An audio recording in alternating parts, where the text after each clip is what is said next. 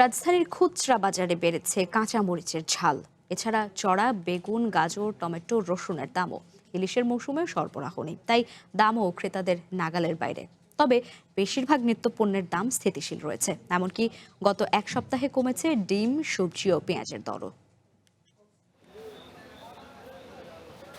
রাজধানীর বাজারে এখন স্বস্তি ফিরেছে সবজির দামে। মৌসুমী সবজির সরবরাহ বেড়েছে। ঝিঙা, পটল, ঢেঁড়স সহ প্রায় সব সবজি বিক্রি হচ্ছে কম দামে। পর্যাপ্ত আমদানির দামও কম। কাঁচা সবজিটা খালি শুধু ওই চায়না গাজর আর টমেটোর দাম একটু বেশি, আর সব সবজি একেবারে কম দাম। কাঁচামালের সিস্টেম হইলো বাজারে যদি বেশি আসে তাহলে দাম কম, আর যদি একটু কম আসে তাহলে দাম একটু বাড়তি হয়ে যায়।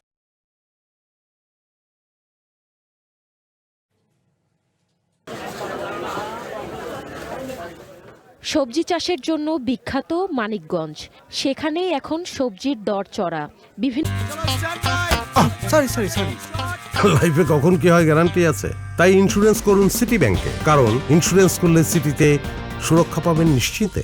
বাজার ঘুরে দেখা যায় 2 সপ্তাহে বেগুন, কাঁচামরিচ, পটল, ঢেঁড়স, করলা, শসা, বরবটি ও লাউ সহ বিভিন্ন সবজির দাম বেড়েছে 20 টাকা পর্যন্ত।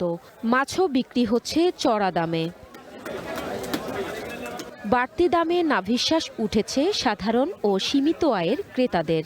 আগের তুলনায় কম বাজার করছেন সীমিত আয়ের মানুষ।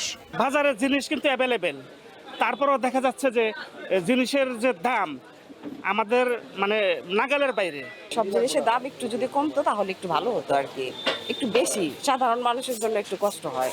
মাছের বাজার বাড়তি, ট্যাংরা মাছগুলোর দাম বেশি, বাইম মাছ তো পাওয়া যায় না।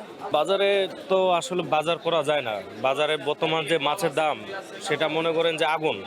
বরাবরের মতোই ব্যবসায়ীদের অজুহাত আমদানি বা সরবরাহ ঘাটতির কারণে সবজির দাম বেড়েছে, আর মাছের বাজার নির্ভর করছে দৈনিক চাহিদা ও সরবরাহের উপর, তাই বারবার ওঠানামা করছে দর। গত সপ্তাহ থেকে মনে করেন এই সপ্তাহ অনেক কম। পেঁয়াজ আছে 35 টাকা, উস্তা আছে 50 টাকা, বেগুন আছে 60 টাকা। টমেটোর বাজারটা হলো বাড়তি, টমেটো বিক্রি হচ্ছে 200 থেকে 220 টাকা।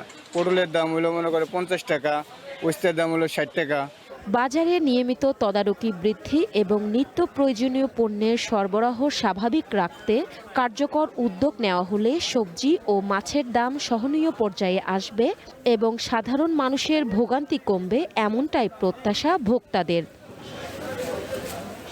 One national desk.